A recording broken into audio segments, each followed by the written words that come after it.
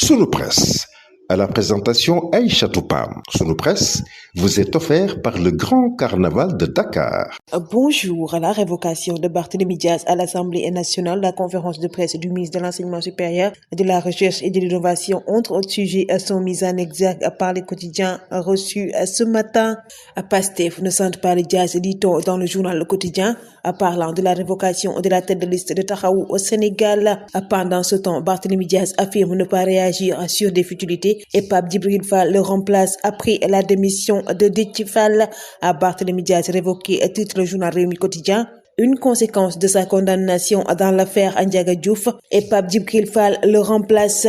Le quotidien national Le Soleil abonde dans ce même siège et met à sa une les commissions actées et Barthélémy Dias radié. L'affaire Ndiaga Diouf coûte sa place au maire de Dakar. Alioune Tine et Seydi Gassama regrettent et Taxawu dénonce une atteinte à l'état de droit.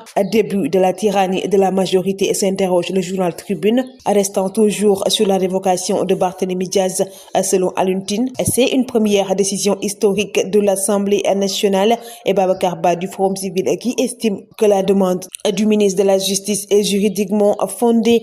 Walf Quotidien revient sur la Roi de Paris après 14 ans et parle d'une ado mal aimée. Le déclin des barreaux, lit-on en première page du quotidien Enquête, revenant sur l'alternance générationnelle. Le journal parle des figures historiques emblématiques du paysage politique sénégalais éclipsé. Le journal de nous présenter le président Bassirou Diomaye Faye à 44 ans comme symbole du renouveau générationnel. Le journal Sud Quotidien s'intéresse sur la situation des universités sénégalaises avec la conférence de presse du ministre de l'Enseignement supérieur et met à ça une diagnostic du mal.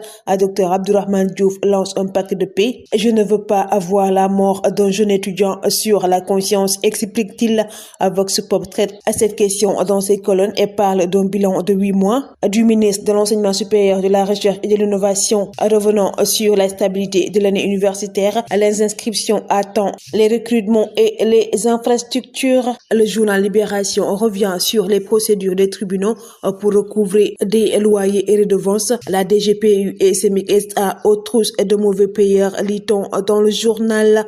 Le journal L'Observateur nous dresse un entretien réalisé avec la diva de la musique sénégalaise, Kumba Gawlo, l'histoire d'une vie et l'essence d'une femme. Selon la chanteuse, elle est la seule à décider si elle est bien sans mari et des enfants. Le journal Record revient sur la Coupe CAF et le match devant opposer Jaraaf à l'Usmon et titre les Médinois enquête de rachat. Le journal revient également sur la qualification des Lions du handball en finale. Le Carnaval de Dakar célèbre le riche patrimoine culturel africain.